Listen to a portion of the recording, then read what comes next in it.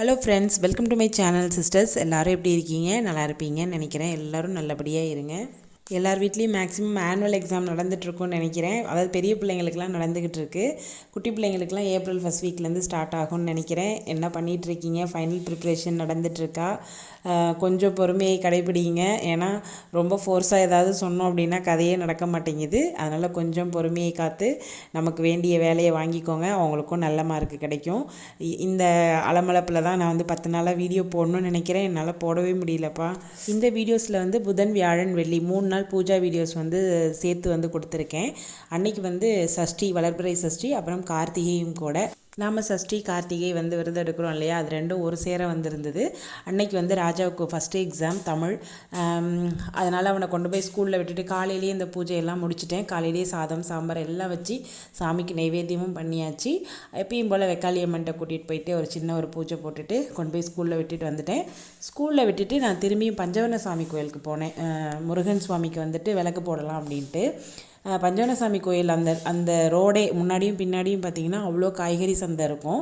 அங்கே வாங்கினது தான் இது எல்லாமே. அதாவது பட்டாணியும் இந்த மொச்சக்காயும் மார்க்கெட்டில் வாங்கினது, ஃப்ரெண்டுகிட்ட கொடுத்து வாங்கிட்டு வர சொன்னது. கீரைக்கட்டு ரெண்டும் எனக்கு பார்க்க ரொம்ப பிடிச்சிருந்து, அதனால் வாங்கிட்டு வந்தேன். அன்றைக்கி மாவுக்குமே ஊற வச்சுருந்தேன். காலையில் விடிய காலமே எழுந்திரிச்சேன்னா அப்பயே மாவு போடலான்னு நினச்சேன். என்னால் முடியல. அதனால் கோயிலுக்கெலாம் போயிட்டு வந்துட்டு பொறுமையாக ஒரு 10 மணி வாக்கில் தான் மாவு போட ஆரம்பித்தேன். என்னோடய கிரைண்டர் கொஞ்சம் மொல்லமாக தான் அரைக்கும். அதனால் கொஞ்சம் பொறுமையாக ஓடிட்டு இருந்தது. ஒரு 12 மணி வாக்கில் நான் சாப்பிடக்கூட ஆரம்பிச்சிட்டேன்னா பாருங்கள், எனக்கு கொஞ்சம் மாவு அரைக்கிறப்ப நிறையாவே அரைச்சி வச்சுடுவேன். சில நாட்கள்லாம் வேலையே இருக்காது, சும்மாவே உட்காந்துருப்பேன். அதாவது பசங்க வெளியில் கிளம்புறது மதியானம் ஒரு 2:30 மணிக்கு தான் வருவாங்க. அப்போ வரைக்குமே நான் சும்மாவே உட்காந்து ஜாலியாக டிவி பார்த்துட்டு இருப்பேன். என்னமோ ஒரு சில நேரம்லாம் வேலையே பார்க்க தோணாது, வேலையும் இருக்காது. ஆனால் இன்றைக்கிங்க பார்த்திங்கன்னா நிறைய வேலை. கோயிலுக்கு போயிட்டு வந்தது, அப்புறம் மாவு போட்டது, அதுக்கப்புறம் இடையில இந்த கீரை அது இதெல்லாம் சுத்தப்படுத்திட்டு பட்டாணி அந்த மொச்சக்காய் எல்லாத்தையுமே க்ளீன் பண்ணேன். அதுக்கிடையில் 12 மணி தாண்டினதும் எனக்கு பசி எடுக்க ஆரம்பிச்சிருச்சு. அதனால் சூடாக சாதம் வச்சுருந்தேன். காலையில் சாதம், சாம்பார், அப்பளம் தான் பொரித்து கொடுத்துருந்தேன். இப்போ கீரை வாங்கி அதையும் நல்லா க்ளீன் பண்ணிவிட்டு கீரை பொரியலும் இன்றைக்கி உடனே பண்ணிட்டேன். என்னமோ கீரை பார்த்தோன்னே எனக்கு கீரை பொரியல் பண்ணி சாப்பிடணும் போல் ஆசை. இதெல்லாம் குட்டி குட்டி ஆசை தானே, அப்பப்போக்கு நிறைவேற்றிடுங்க. 10 ரூபா கீரை கட்டு தான் நிறைய இருந்தது. பாருங்கள், மாவு ஓடிக்கிட்டே இருக்குது. கொஞ்சம் நிறையா தான் உண்மையிலேயே. அந்த கேப்பில் போய் நான் சாப்பிட்டுட்டு வந்துட்டேன். மாவு அரைஞ்சிருச்சு, அள்ளியாச்சு. எண்ணெயிலே ராணி பாத்திரம் விளக்கினேன், மாவல்னேன்னு இதே கதையை சொல்லிகிட்டு இருக்கே, வேறு எதுவும் இன்ஃபர்மேஷன் இல்லையா அப்படிங்கிறீங்களா? ஒரு சூப்பரான ஒரு இன்ஃபர்மேஷன் எடுத்துகிட்டு வந்திருக்கேன்.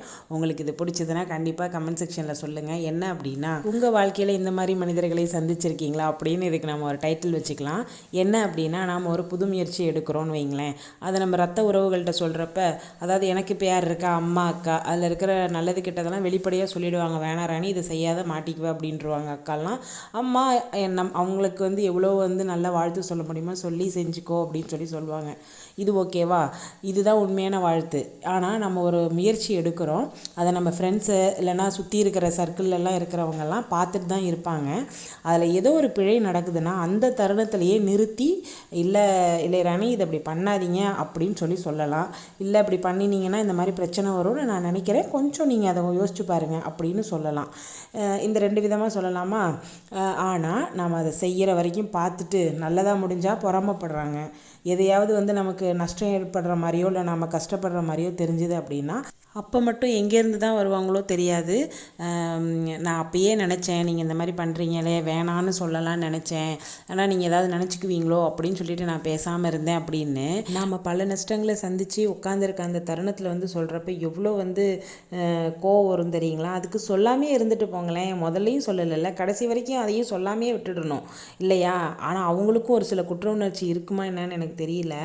ஏன்னா நம்ம முன்னாடியே சொல்லியிருந்தா இவங்க காப்பாற்றப்பட்டிருப்பாங்களோ அப்படின்னு அவங்களுக்குமே தோணும் இல்லையா? அவ்வளோதான் ஃப்ரெண்ட்ஸ், இதுதான் நான் சொல்ல வந்த முதல் விஷயம். அதுக்கிடையில் நான் வெந்தயமும் கொஞ்சம் அரைச்சி அதில் ஊற்றிருக்கேன்.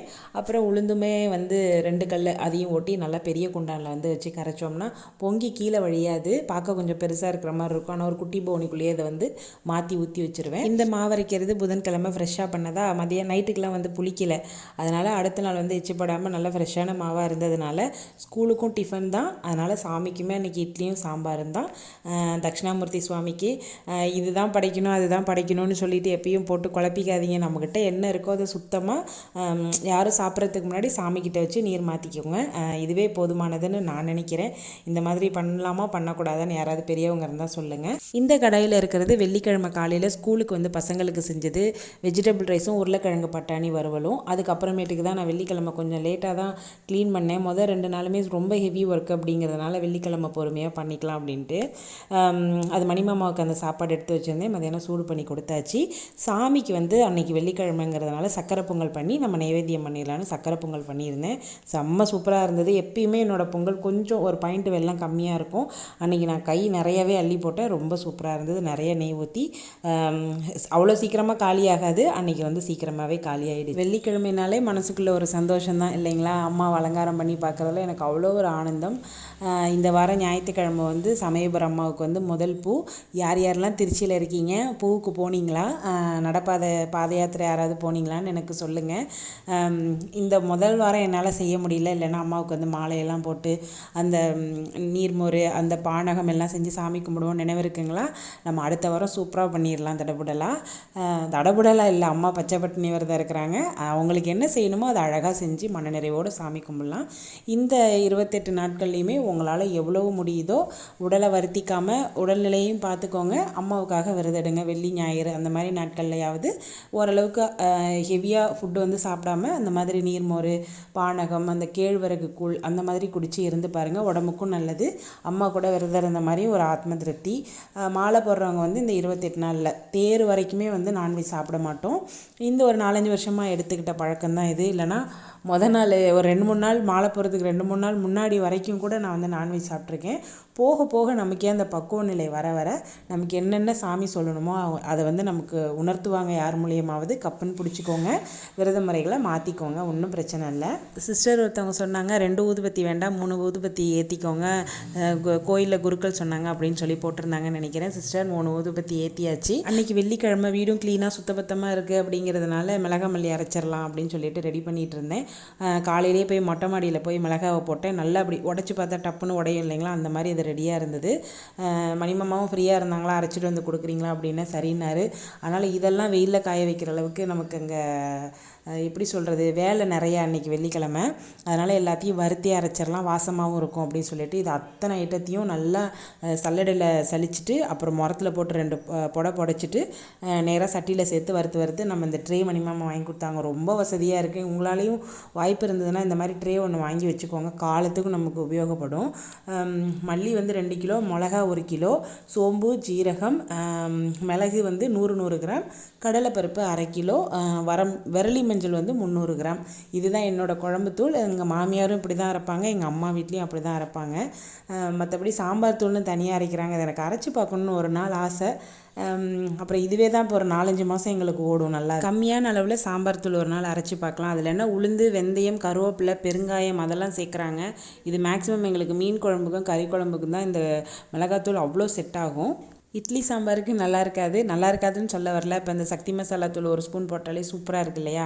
அந்த மாதிரி டேஸ்ட்டுக்கு வராது. ஆனால் மத்தியானம் சாதத்துக்கு ஊற்றி சாப்பிட்ற காய்கறி குழம்புக்கு வந்து சாம்பார் பருப்பு போட்ட குழம்புக்கு வந்து ரொம்ப சூப்பராக இருக்கும். அவ்வளோதான் ஃப்ரெண்ட்ஸ். இந்த வீடியோ உங்களுக்கு பிடிச்சிருக்குன்னு நினைக்கிறேன். பிடிச்சதுன்னா ஒரு லைக் பண்ணுங்கள். தேங்க்யூ.